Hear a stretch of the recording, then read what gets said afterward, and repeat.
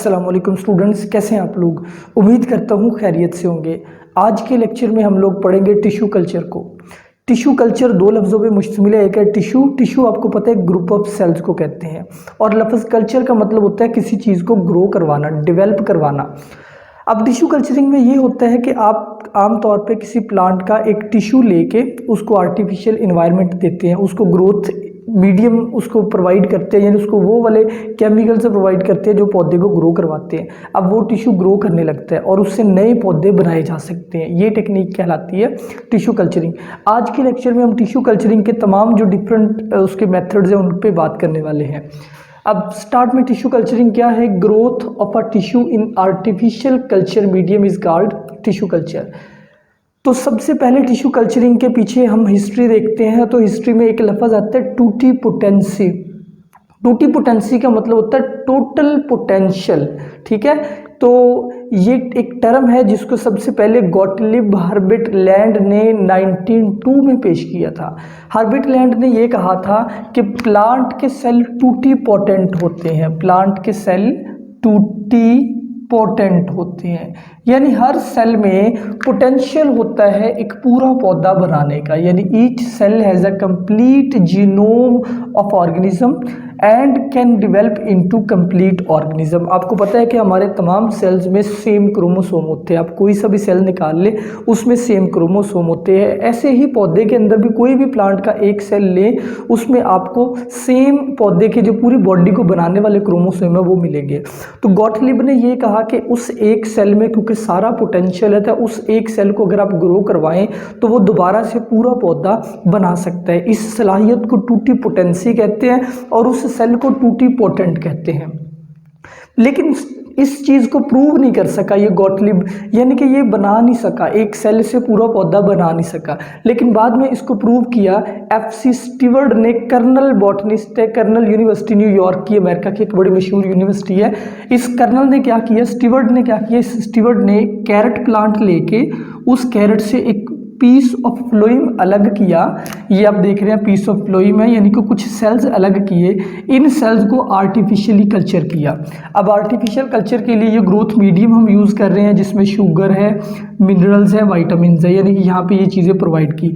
अब ये जो सेल इसने यहाँ पे रखे, ये सेल ग्रो करना शुरू हो गए। याद रखो कि इसने कोकोनट मिल्क भी ऐड किया। इस ग्रोथ मीडियम में क्या चीज़ ऐड की, कोकोनट मिल्क भी। तो बाद में पता चला कि ये जो कोकोनट मिल्क होता है इसमें दरअसल एक हार्मोन साइटोकाइनिन होता है जो ग्रोथ में हेल्प देता होता है।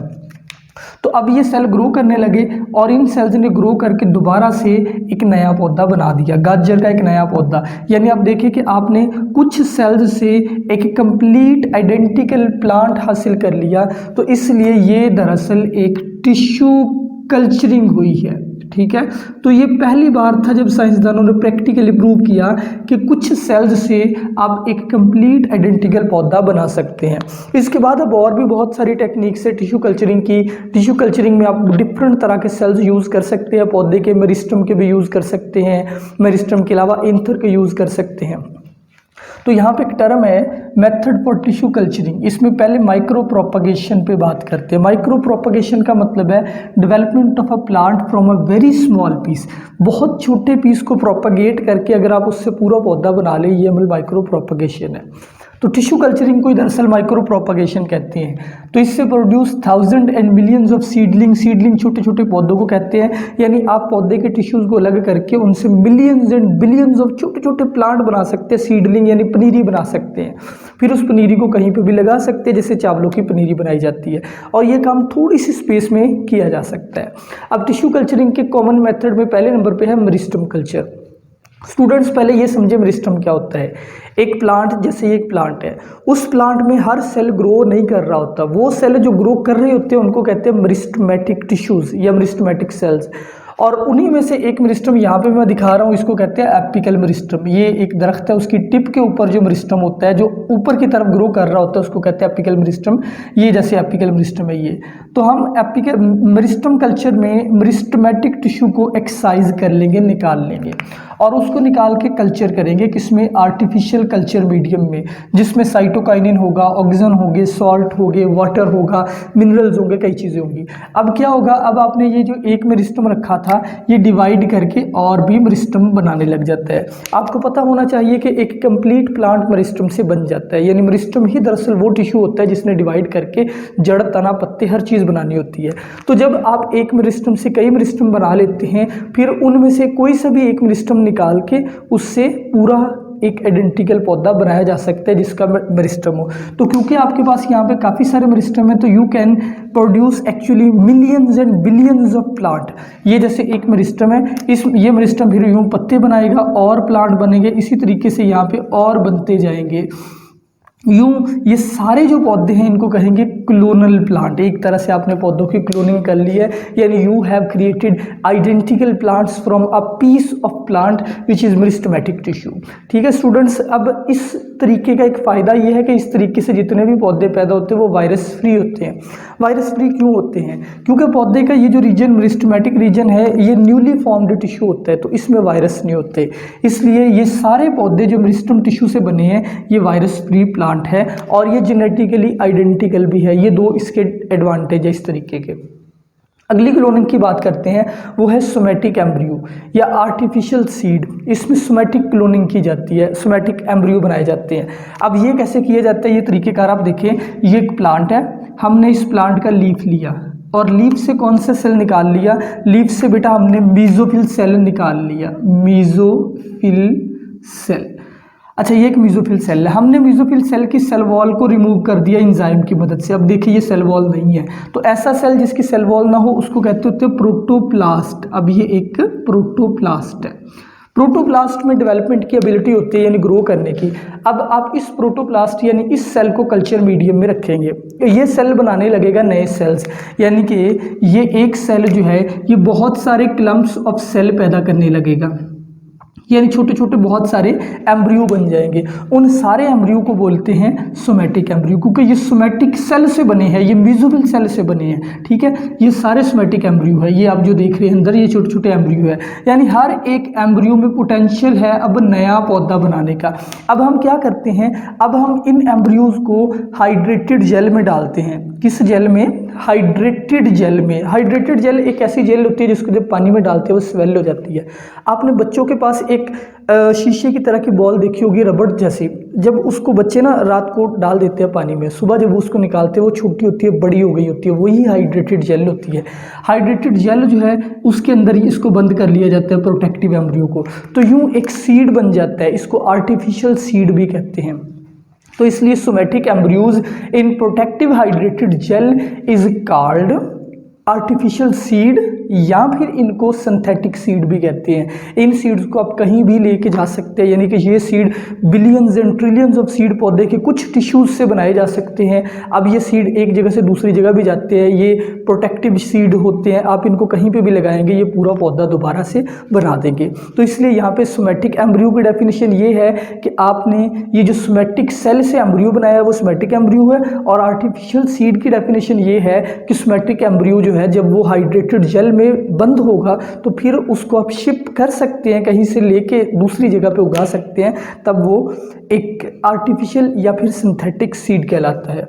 तो artificial seed can be shipped anywhere can produced in bioreactor. ये काम आजकल बड़ी बड़ी मशीनों में, बड़े बड़े टैंकों में किया जाता है जिनको बायोरिएक्टर कहते हैं। उन बायोरिएक्टर में billions trillions of artificial seed बनाए जाते हैं, फिर उनको एक जगह से दूसरी जगह पहुंचाया जाता है। तो इस तरीके में आजकल कुछ वेजिटेबल्स बन रही हैं जैसे टोमेटो, सेलरी और टोमेटो, सेलरी एंड एस्पैरागस, और कुछ ऑर्नामेंट यानी सजावटी पौधे भी बनते हैं जैसे लिलीज और बेगोनियास के बाद अफ्रीकन वायलेट्स, ये फूलदार पौधे हैं तीनों, ये बनते हैं।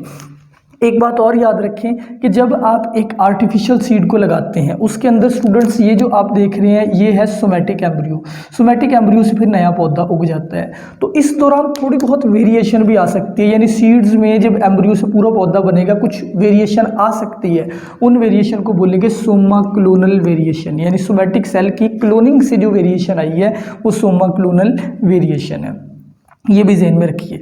अगली जो हम अब कल्चर टेक्निक पढ़ेंगे या टिश्यू कल्चर पढ़ेंगे वो होगा anther culture. First of all anther क्या होता है, ये आप एक फ्लावर देख रहे हैं, फ्लावर में कुछ हिस्से होते हैं, जैसे सबसे बाहर फूल का ये हिस्सा होता है, इसको कहते होते हैं कैलिक्स, ये वाला हिस्सा, फिर ये फूल की पत्तियाँ कोरोला होती है, ये पेटल्स कहलाती हैं, फिर पेटल्स के अंदर ये मेल और फीमेल हिस्सा है, ये फीमेल हिस्सा जो है इसका नाम होता है कार्पल।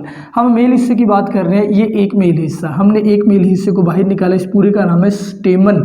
स्टेमन के दो हिस्से हैं, नीचे उसका फिलामेंट है, ऊपर उसका एंथर है। तो यहाँ पे हम एंथर की बात कर रहे हैं कि एंथर को भी कल्चर किया जा सकता है। पहले देखिए एंथर में क्या होता है। एंथर में स्टूडेंट्स दरअसल पोलन ग्रेन्स होते हैं छोटे छोटे, हर पोलन ग्रेन में दो न्यूक्लियस होते हैं, एक ट्यूब न्यूक्लियस होता है, एक जनरेटिव न्यूक्लियस होता है। जो ट्यूब न्यूक्लियस होता है वो 1n होता है, जनरेटिव न्यूक्लियस ने बाद में दो स्पर्म बनाने होते हैं। हम इस ट्यूब न्यूक्लियस को फोकस करेंगे। अब क्या होगा, हमने इस एंथर को रख दिया इस कल्चर मीडियम में, एंथर जो है ये और भी एंथर बना देता है, यूं और भी एंथर बन जाते हैं, काफ़ी सारे एंथर। अब हर एंथर के अंदर पोलन ग्रेन होते हैं, ये आप जैसे एक पोलन ग्रेन देख रहे हैं, पोलन ग्रेन के अंदर मौजूद है ट्यूब न्यूक्लियस। कौन सा न्यूक्लियस? Tube nucleus.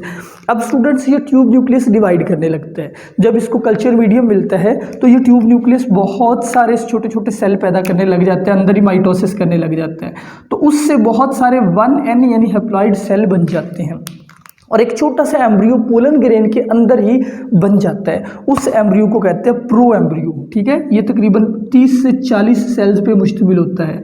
ये प्रो एम्ब्रियो जो है ये पोलन ग्रेन की वॉल के अंदर होता है, ये पोलन ग्रेन की वॉल है, ये अंदर ब्लैक कलर में जो आप देख रहे हैं ये प्रो एम्ब्रियो है। और जब आपने सीड को उगाना हो तो ये जो पोलन ग्रेन की वॉल बाहर होती है ये फट जाती है और जो प्रो एम्ब्रियो है उससे नया पौधा उग जाता है। याद रखिए प्रो एम्ब्रियो एक ऐसा एम्ब्रियो होता है जो इनिशियली बनता है, जो इमेच्योर एम्ब्रियो है उसको प्रो एम्ब्रियो कहते हैं। अच्छा, इस तरीके का फ़ायदा ये है कि इस तरीके से हैप्लॉइड प्लांट बनते हैं, क्योंकि आपने एक हैप्लॉइड सेल को कल्चर किया है इसलिए हैप्लॉइड प्लांट बनेंगे। लेकिन आजकल आर्टिफिशियल रीएजेंट्स यूज़ किए जाते हैं, यानी कि कुछ ऐसे रीएजेंट डाल दिए जाते हैं उस कल्चर मीडियम के अंदर जो क्रोमोसोम को डबल कर देते हैं। तो उस वजह से फिर होता क्या है, वो जो ट्यूब न्यूक्लियस है, जो हैप्लॉइड सेल है, उसकी क्रोमोसोम डबल हो जाते हैं, वो डिप्लॉइड बन जाता है। तो आर्टिफिशियल डबलिंग भी की जाती है और लेकिन इससे होमोजाइगस प्लांट बनेंगे, वो मैं आपको समझाता हूँ होमोजाइगस कैसे बनेंगे। एडवांटेज इसका ये है कि होमोजाइगस रिसेसिव प्लांट प्रोड्यूस कर सकते हैं। स्टूडेंट्स जैसे आप देखें, आपके पास एक पौधा है, आपने उसके जब हैप्लॉइड सेल को लेना है, उसमें जैसे मैं मटर के पौधे की बात कर रहा हूँ, हैप्लॉइड सेल में या कैपिटल R एलील हो सकती है या स्मॉल r एलील, राउंड की और रिंकल की जो एलील है। फॉर एग्जाम्पल अगर आपके पास ये वाला आपने सेल लिया जिसमें स्मॉल r वाली एलील है, तो जब आप इसको कल्चर करेंगे इस सेल को तो आर्टिफिशियली क्रोमोसोम को डबल कर ले तो दूसरी एलील भी स्मॉल r वाली बनेगी। इसलिए आप, क्योंकि आपने हैप्लॉइड सेल को कल्चर करना है तो हैप्लॉइड सेल में एक ही क्रोमोसोम होता है, जब आपने आर्टिफिशियली उसके क्रोमोसोम को डबल करना है तो सिमिलर एलील ही आनी है। इसलिए बेशक पौधे ने होमोजाइगस ही बनना है, जो रिजल्टेंट प्लांट है वो होमोजाइगस डोमिनेंट भी हो सकता है, होमोजाइगस रिसेसिव भी। फ़ायदा इस तरीके का ये है कि आमतौर पर जब हम सेक्सुअल रिप्रोडक्शन करवाते हैं तो होमोजाइगस रिसेसिव प्लांट कम बनते हैं। मेंडल के लॉज के मुताबिक 3:1 की रेशियो से बनते हैं, यानी 3 प्लांट डोमिनेट ट्रेड शो करते हैं, 1 प्लांट रिसेसिव। लेकिन इस तरीके से आप 100% रिसेसिव प्लांट भी बना सकते हैं। आखिरी टेक्निक है सेल सस्पेंशन कल्चर। अब सस्पेंशन का मतलब होता है एक मुअल्लक चीज़, पानी के अंदर तैरती हुई चीज़। अब ये इस तरीके में ये करना है कि ये जैसे एक प्लांट है, ये प्लांट कोई प्रोडक्ट पैदा करता है। फॉर एग्जांपल इस पौधे से आप कह सकते हैं कि हमें कोई ड्रग मिलती है, कोई दवाई मिलती है इसके सेल्स से। हमने क्या करना है, इसके कुछ सेल्स को लेके कल्चर करना है। अब ये सेल जो है ये डिवाइड करना शुरू करेंगे। अब ये सेल जब डिवाइड करेंगे हम इनको फिर से तोड़ देंगे, अब ये सेल 2 में तकसीम हो गए। ये फिर से डिवाइड करना शुरू करेंगे, हम इनको फिर से स्प्लिट कर देंगे। यूं सेल्स के क्लम्प्स बनते जाएंगे इस सॉल्यूशन के अंदर। तो एक तरह से ये सस्पेंशन बन गया। जब पानी के अंदर जब किसी सॉल्यूशन में इनसॉल्युबल चीज़ें तैर रही हैं तो उसको सस्पेंशन कहते हैं। अब स्टूडेंट्स ये सारे जो सस्पेंशन वाले सेल हैं ये मिल के वो वाली प्रोडक्ट पैदा करते हैं जो उस पौधे ने पैदा करनी होती है। तो यूं आपको बगैर उस पौधे को उगाए सस्पेंशन मीडियम के अंदर से प्रोडक्ट मिल गई, आप उस प्रोडक्ट को निकाल लेंगे। तो यही इस तरीके का एडवांटेज है कि production of chemical by cells से आप डायरेक्टली केमिकल पैदा करवाते हैं, आपको उस पौधे को उगाने की ज़रूरत नहीं पड़ती, आप लेबॉर्ट्री के अंदर ये काम कर लेते हैं। इसकी एग्जाम्पल है डिजिटेलिस लैंटाना। इससे डिजिटॉक्सिन निकलता है और ये आपको सस्पेंशन मीडियम से पैदा करवाते हैं। डिजिटॉक्सिन दरअसल दिल के मरीजों के लिए एक ऐसी दवाई है जो दिल के मसल्स को तहरीक देती है, उनको स्टिमुलेट करती है। सिंकोना लेडगेरियाना, सिंकोना लेडगेरियाना जो है इससे क्योनीन बनती है। क्योनीन क्या है? क्योनीन दरअसल एक मलेरिया के इलाज की दवाई है, तो ये भी इस पौधे की सस्पेंशन बना के इससे हासिल की जाती है। Used in bioreactors to produce, इसके अलावा आजकल बायोरिएक्टर में बड़े बड़े टैंकों के अंदर ये सारा काम किया जाता है जिससे ड्रग्स बनती है, कॉस्मेटिक यानी मेकअप का सामान बनता है, और एग्रोकल्चरल केमिकल्स बनते हैं यानी ज़राअत में इस्तेमाल होने वाली मुख्तलिफ दवाइयाँ। और इस तरीके का एक एडवांटेज ये भी है कि no need for farm plant, आपको उन पौधों को उगाना नहीं पड़ेगा, जैसे मैं आपको पहले बता चुका हूँ। तो स्टूडेंट्स ये था आज का लेक्चर, उम्मीद है आपको सारी समझ आ गई होगी। फिर भी अगर कोई सवाल है ज़रूर कीजिए, अपना ख्याल रखिए, अल्लाह हाफिज़।